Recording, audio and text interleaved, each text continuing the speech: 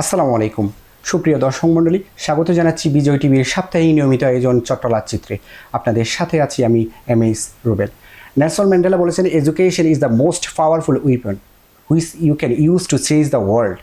শিক্ষা হচ্ছে এমন একটি অস্ত্র যেটি ব্যবহার করে তুমি পুরো পৃথিবীকে চেঞ্জ করে দিতে পারো।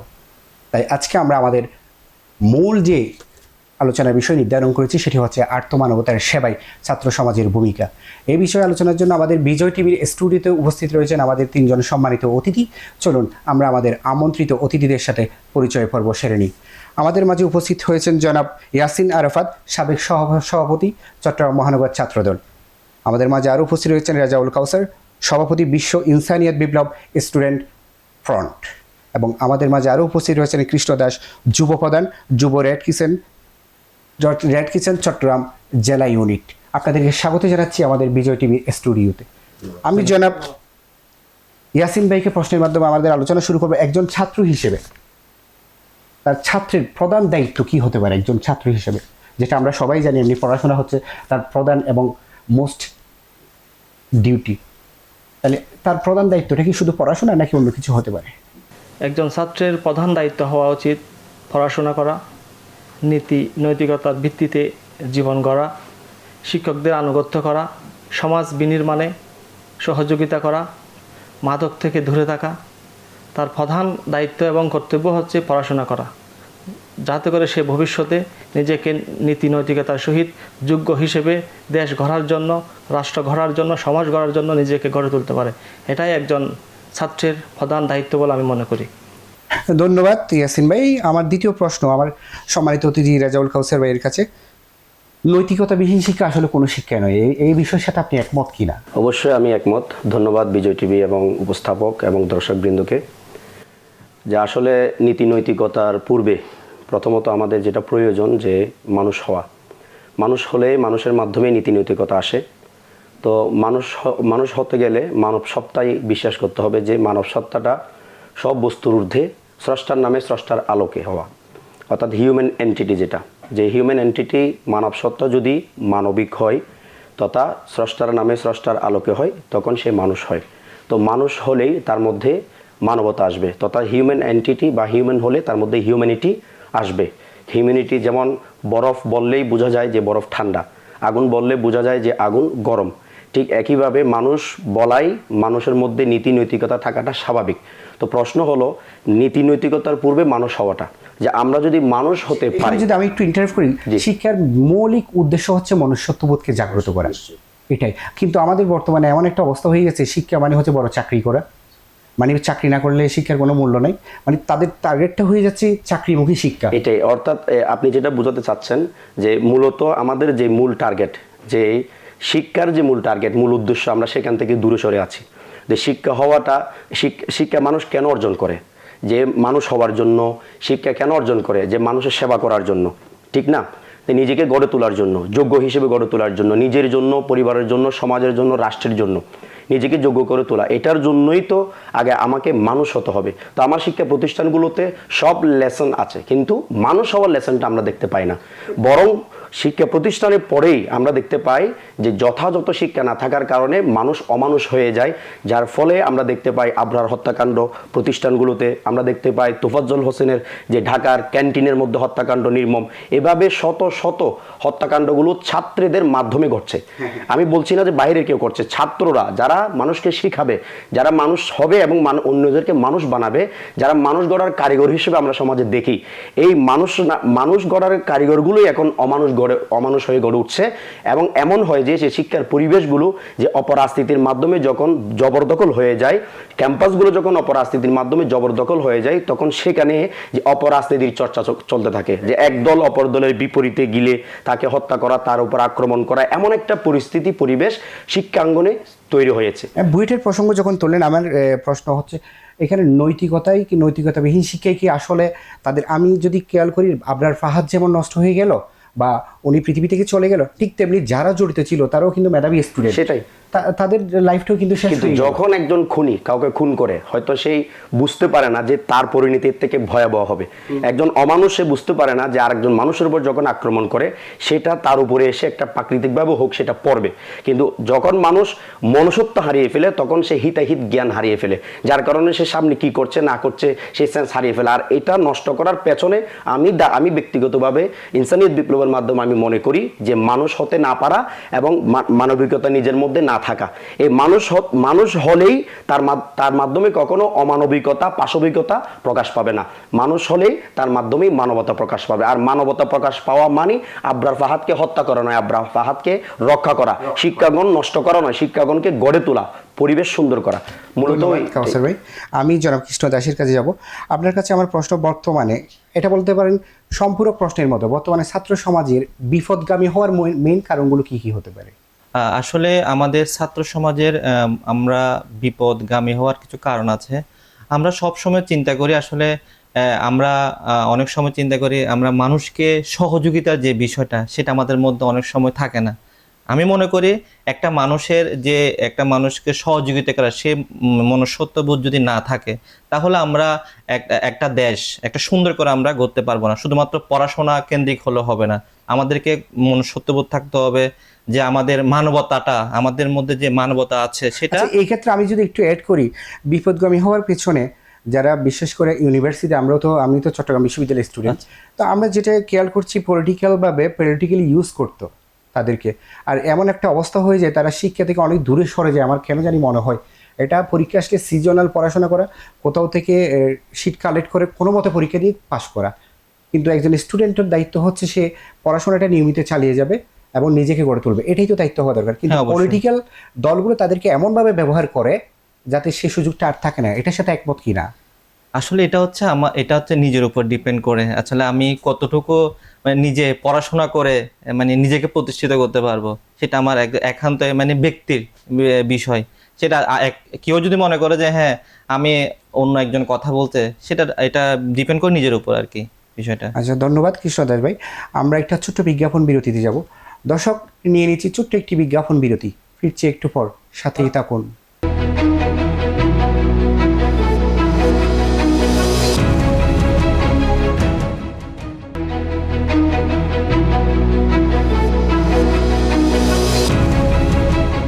সুপ্রিয় দর্শক মণ্ডলী, বিজ্ঞাপন বিরতির পর ফিরে আসলাম আমাদের নিয়মিত আয়োজন চট্টলা চিত্রে। আমরা সরাসরি আমাদের সম্মানিত অতিথির কাছে চলে যাব।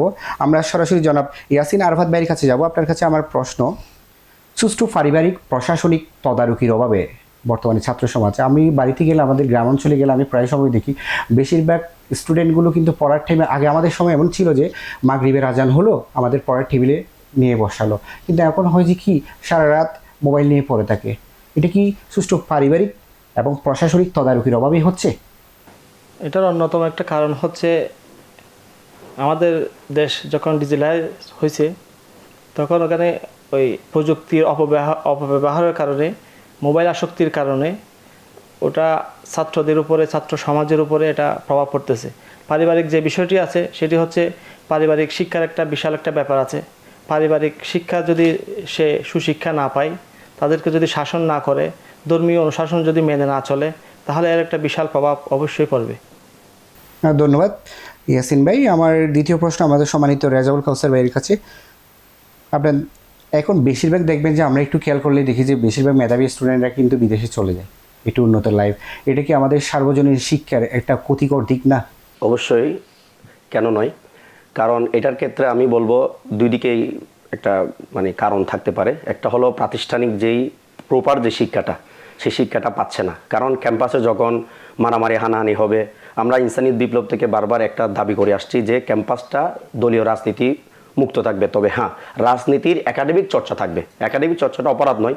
পৃথিবীতে এমন কোনো ক্যাম্পাস নাই যেখানে এইভাবে দলীয় রাজনীতির ভিত্তিতে হয়। হ্যাঁ, ক্যাম্পাসে একাডেমিক চর্চা হবে, রাজনীতির চর্চা হবে, যার যার দর্শন মতামত নিয়ে রাজনীতি নিয়ে সে চলবে, চর্চা করবে। বাট এখন ক্যাম্পাসগুলো যখন দলীয়করণ করা হয়, হলগুলো যখন দলীয়করণ করা হয়, শিক্ষা প্রতিষ্ঠান, টিচার থেকে শুরু করে স্টুডেন্ট, যে লিডিংসে যারা থাকে, এরা যখন দলীয়করণ হয়ে যায়, এক্ষেত্রে ছাত্ররা চিন্তা করে যে না, আমার তো একটা স্বাভাবিক জীবনযাত্রা আছে, আমার একটা মানে এইমে আমাকে যেতে হবে, আমাকে একটা মানুষ হয়ে থাকতে হবে, মানুষের সাথে থাকতে হবে এবং নিজেকে প্রতিষ্ঠিত করতে হবে, নিজের ডেভেলপের দিকে চিন্তা করে, নিজের সেফটির দিকে চিন্তা করে তখন মানুষ মানে বহির্বিশ্বে যাওয়ার বা বিভিন্ন জায়গায় যাওয়ার, দেশে যাওয়ার যে পরিকল্পনা করে, এটা হলো প্রথম কারণ। আরেকটা হলো রাষ্ট্রীয় কারণ, যে রাষ্ট্রটা যখন মানবিক হয় না, রাষ্ট্রটা যখন একক ধর্মের নামে, একক জাতিগোষ্ঠীর নামে যখন পরিচালিত হয়, তো ওই যে রাজনৈতিক প্রভাবটা ঠিক প্রতিষ্ঠানের মধ্যে, শিক্ষা প্রতিষ্ঠানগুলোর মধ্যে গিয়ে কিন্তু পড়ে, প্রত্যক্ষ পরোক্ষ কিন্তু প্রভাবিত হয়, যার কারণে রাষ্ট্র এবং শিক্ষা প্রতিষ্ঠান দুই জায়গায় যখন যে রাজনৈতিক দলের, আমি বলবো এটা রাজনৈতিক না, আসলে অপরাজনীতির ছোবলে যখন থাকে, এর কারণেই মূলত যে নিজেকে সেভ করার জন্য বা একটা ভালো লাইফ লিড করার জন্য সে তখন আমেরিকা যাওয়ার চেষ্টা করে, সে ইউরোপে যাওয়ার চেষ্টা করে, যদিও বা সেখানে গিয়েও যে মানুষ হতে পারছে সেটা না। আমি আগেই বলেছি যে আগে প্রথমে মানুষ হতে হবে। আপনি যেটা বলেছেন যে পরিবারটা প্রথম, মায়ের কোলটাই আসল, যে মা যদি মানুষ হয় সে মা মানবতা শিখাবে, আর বাবা যদি মানুষ হয় সে বাবা মানবতা শিখাবে।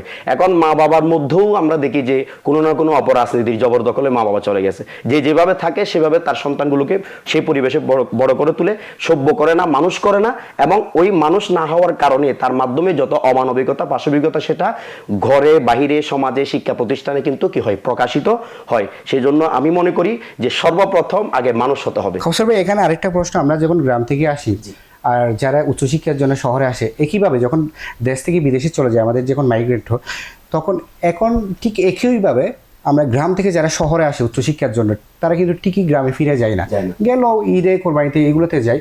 তো এটা আমাদের গ্রামটা কিন্তু পিছিয়ে পড়ে। এক্ষেত্রে আমি বলবো যে আপনার প্রথমত এমন কিছু মানুষ আছে যারা চিন্তা করে যে না, আমার এই ডিগ্রিটা, আমার এই অর্জনটা আমি মানুষের জন্য করব, তখন সে গ্রাম আর শহর সেই পার্থক্য করে দেখে না।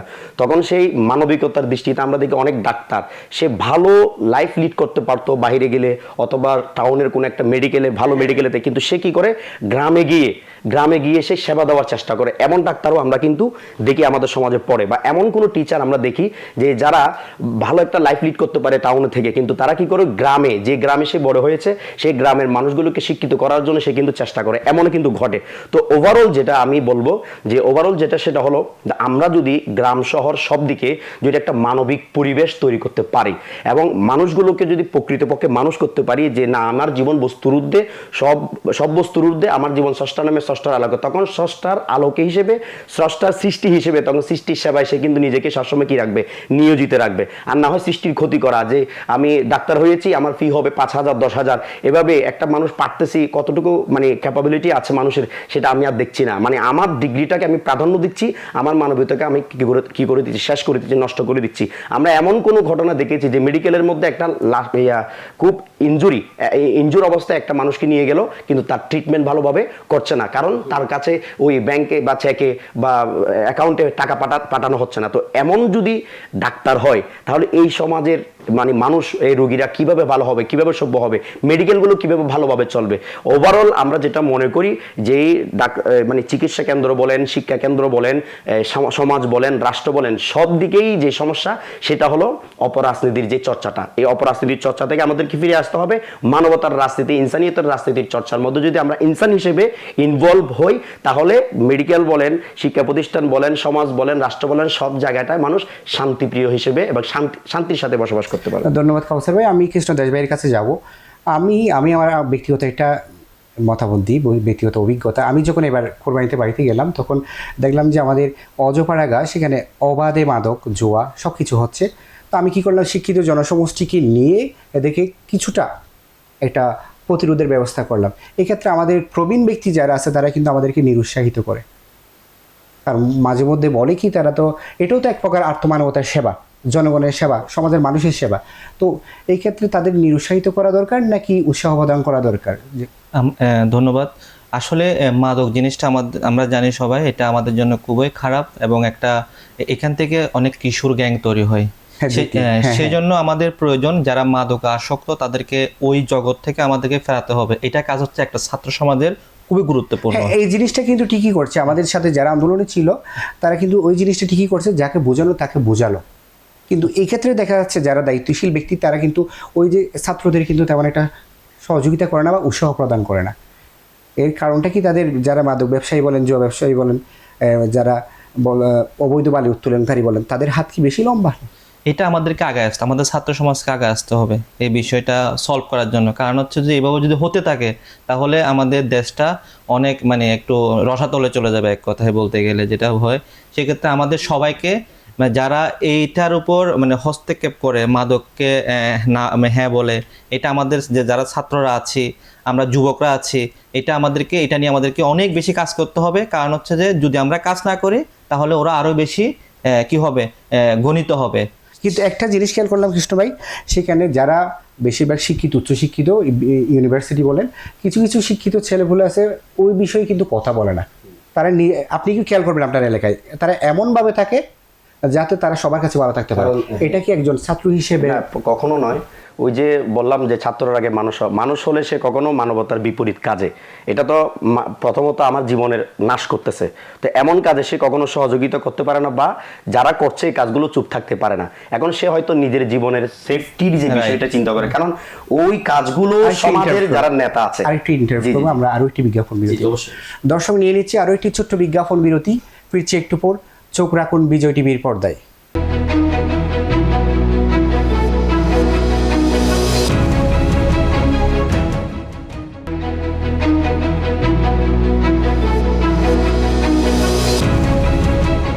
সুপ্রিয় দর্শক মণ্ডলী, বিজ্ঞাপন বিরতির পর আরও একবার স্বাগত জানাচ্ছি আমাদের নিয়মিত আয়োজন চট্টলা চিত্রে। আমরা সরাসরি আমাদের সম্মানিত অতিথির কাছে চলে যাব। জনাব ইয়াসিন ভাই, আপনার কাছে আমার লাস্ট প্রশ্ন।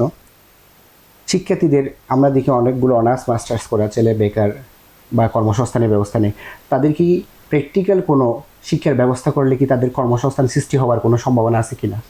বাংলাদেশ জাতীয়তাবাদী দল বিএনপির যে 31 দফা রূপরেখা দিয়েছে, সেখানেই এই বিষয়ে টেকনিক্যাল পড়াশোনার উপর জোর আরোপ করেছে। এখানে যদি আমরা টেকনিক্যাল সাইড যদি ডেভেলপ করি, যেমন ধরেন টেক্সটাইল ইঞ্জিনিয়ারিং, জি অবশ্যই, যারা পড়াশোনা শেষ করছে, অনার্স শেষ করছে, মাস্টার্স শেষ হলো, এবং দেখা যাচ্ছে গতানুগতিক পড়াশোনা করা, জেনারেল সাইডে পড়াশোনা করছে, কিন্তু আমাদের দেশে সেই পরিমাণ জব ভ্যাকেন্সি নেই।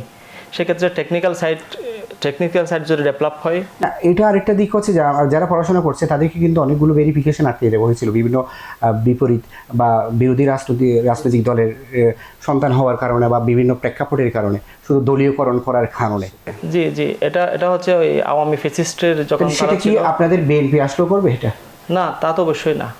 বিএনপি যে 31 দফা দিয়েছে সেখানে স্পষ্ট করেছে টেকনিক্যাল সাইড বৃদ্ধি করবে। এটার জন্য কি কোনো ব্যবস্থা গ্রহণ করছে? আমরা যতটুকু জানি আপনাদের ছাত্র দলের বিরুদ্ধে বিশেষ অনেকগুলো আসলে আছে কি প্রচার আছে, মানে বেশিরভাগ কিন্তু দেখা যাচ্ছে বিভিন্ন ফেসবুক ঢুকলেই দেখা যায় আসলে বিভিন্ন চাঁদাবাজি বলেন, এই বলেন সেই বলেন।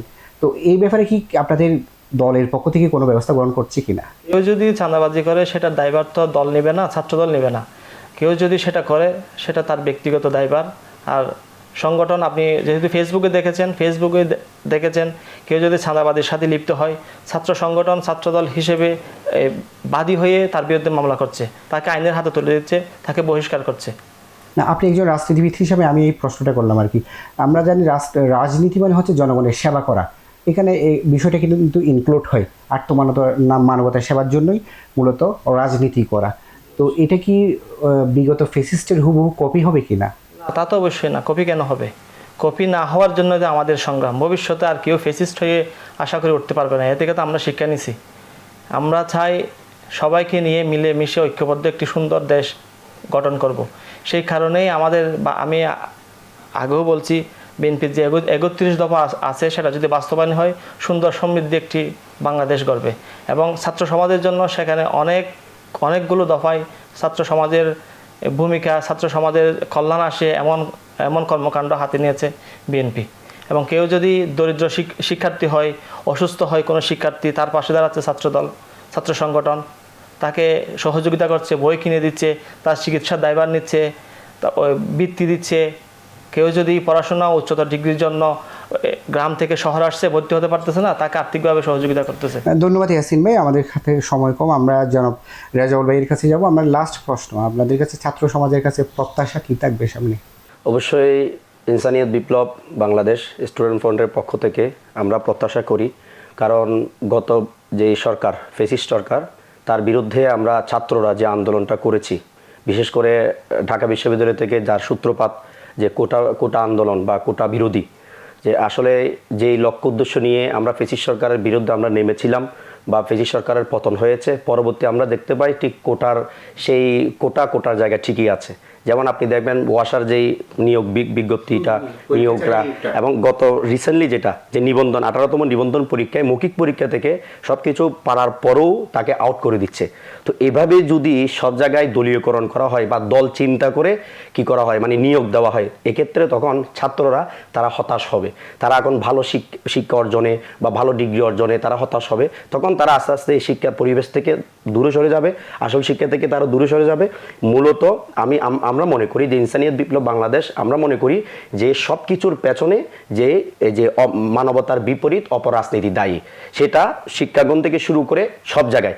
এখন দেখেন দলীয়করণ করা হচ্ছে, যে আমরা দেখছি যে ছাত্র দলের কথা বলা হচ্ছে বা ছাত্র শিবির বলা হচ্ছে। এখন ক্যাম্পাসগুলোতে আগে ছাত্রলীগের জবরদখলে ছিল, এখন তারা দুইটা দল জবরদখল করার চেষ্টা করে। আমরা বলবো না, এভাবে কেন হবে? আপনারা চর্চা করেন, আমরা চর্চাতে আমরা বলবো না যে কারো অধিকার আমরা হরণ করতে চাই না বা যার অধিকার নিয়ে চলবে, কিন্তু ক্যাম্পাসগুলো যখন জবরদখল হয়ে যায়, যখন কোটা বিরোধী আন্দোলন বলে আবার যদি কোটার দিকে যায়, এখন নামটা হয়েছে চেঞ্জ। সেটা কি? জুলাই আগস্ট যে যারা আন্দোলনে ছিল তাদের জন্য একটা সুযোগ সুবিধা হবে, সিস্টেম মানে আন্দোলন, এই যে কোটাটা শব্দটা বাদ দিয়ে ওই জুলাই এবং আগস্টে যারা আন্দোলন করেছে তাদের জন্য বিশেষ সুবিধা আছে। এই বিশেষ সুবিধার নামটাই হলো কোটা। তো আমরা তো আবার সেই কোটার মধ্যে চলে গেলাম। তো কোটার মধ্যে যদি চলে যায় তাহলে আমাদের পরিবর্তনটা কি হলো? আমরা কেন রক্ত দিলাম? কেন এত মানুষ, শুধু ছাত্র নয় জনতা পর্যন্ত, এমনকি ছোট্ট শিশু পর্যন্ত এই আন্দোলনে কি হয়েছে? নিহত হয়েছে, হত্যা হয়েছে বা রক্ত ঝরেছে। তো আমাদের এই রক্ত ঝরা, আমাদের এই পরিবর্তনটা আমরা কোথায় আনলাম? তাহলে বোঝা গেল সেই আগের জায়গায় যে চেয়ার ঠিক আছে, ব্যক্তি চেঞ্জ হয়েছে, এমন হলো না। আমরা এমন চাই না। ইনসানিয়ত বিপ্লব বাংলাদেশের মাধ্যমে বা স্টুডেন্ট ফ্রন্টের মাধ্যমে আমরা স্পষ্ট করে বলতে চাই ছাত্র সমাজকে, আপনারা প্রথমত মানুষ হয়ে প্রকৃত ছাত্র হয়ে যান। যেই অপরাজনীতিকে না বলুন, যে ধর্মের নামে অপরাজনীতি বা গোষ্ঠীভেদে অপরাজনীতিকে না বলে মানবতার রাজনীতির চর্চা করুন। এতে করে মানবিক সমাজ যদি গড়ে উঠে, ওই মানবিক সমাজ যারা পরিচালনা করবে তারা যদি মানবিক হয়, তখন কোনো জায়গায় আর নিয়োগ বাণিজ্য হবে না, কোটা হবে না। সব জায়গায় সবাইকে দলের ঊর্ধ্বে, ধর্মের ঊর্ধ্বে চিন্তা করে, যেমন আমরা যদি একটা মনে করি আমরা মুসলমান, যে হিন্দু হলে একটু 1 মিনিট শেষ করি, যারা মনে করো অন্য ধর্মের, আমি মুসলিম, এই বাংলাদেশে যখন অন্য ধর্মের কেউ থাকবে, একজন হিন্দু ছাত্র যদি আসে, আমি তাকে ধর্মের ভিত্তিতে চিন্তা করে তাকে বলছি না তাকে দেওয়া যাবে না, অথবা আমি দলের ভিত্তিতে চিন্তা করি তাকে এই পোস্ট দেওয়া যাবে না বা চাকরি দেওয়া যাবে না। এইভাবে যখন আমাদের চিন্তা ভাবনাটা আসে, আসলে কোত্থেকে আসে? যে মানব সত্তাটা, যে আমি মানুষ হতে পারি নাই, মানবিক দৃষ্টিতে দেখতেছি না, ধর্মের দৃষ্টিতে বা গোষ্ঠীর দৃষ্টিতে আমরা তাকে দেখতেছি।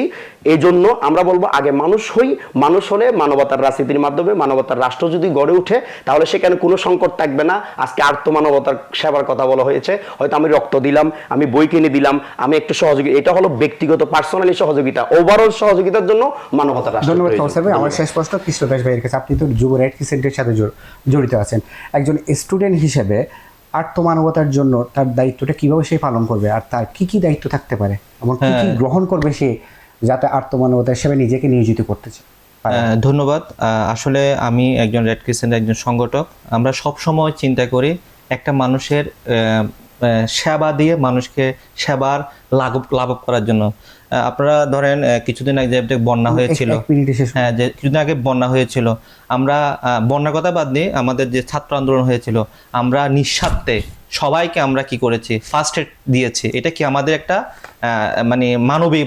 মানবিকতার একটা যে মহত্ববোধ, যেটা পরিচয় দিয়েছে আমরা। এটা কোনো ব্যক্তি, এটা কি হিন্দু নাকি মুসলিম নাকি কোনো দল, এটা আমরা বুঝি। আমরা নিজের থেকে মানবতার যে একটা উদারতা দেখিয়েছি আমরা, এটাই হচ্ছে আমি মনে করি মানবতা। ধন্যবাদ আপনাদেরকে আপনাদের মূল্যবান সময় আমাদের বিজয় টিভির স্টুডিওতে দেওয়ার জন্য। দর্শক, দেখতে দেখতে আমরা আমাদের অনুষ্ঠানের একদম শেষ পর্যায়ে চলে আসলাম। এই অল্প সময়ের মধ্যে ছাত্র সমাজের চাহিদার অনেকগুলো গুরুত্বপূর্ণ প্রশ্ন আমি আমার সম্মানিত অতিথিদের করতে সক্ষম হয়েছি, আর আমার সম্মানিত অতিথিরাও আপনাদের চাহিদা অনুপাতে সকল প্রশ্নের উত্তর সুন্দর, সাবলীল এবং মার্জিত ভাষায় আপনাদের সামনে উপস্থাপন করতে সক্ষম হয়েছে। এখন মূল্যায়নের বার আপনাদের হাতে। আজকের মতো বিদায় দিচ্ছি। তবে বিদায় নেওয়ার আগে জানিয়ে দিচ্ছি, প্রতি বুধবার বিকেল 4টায় আমাদের নিয়মিত আয়োজন চট্টলার চিত্র দেখার জন্য চোখ রাখুন বিজয় টিভির পর্দায়। এই পর্যন্ত ভালো থাকবেন, সুস্থ থাকবেন। আল্লাহ হাফিজ।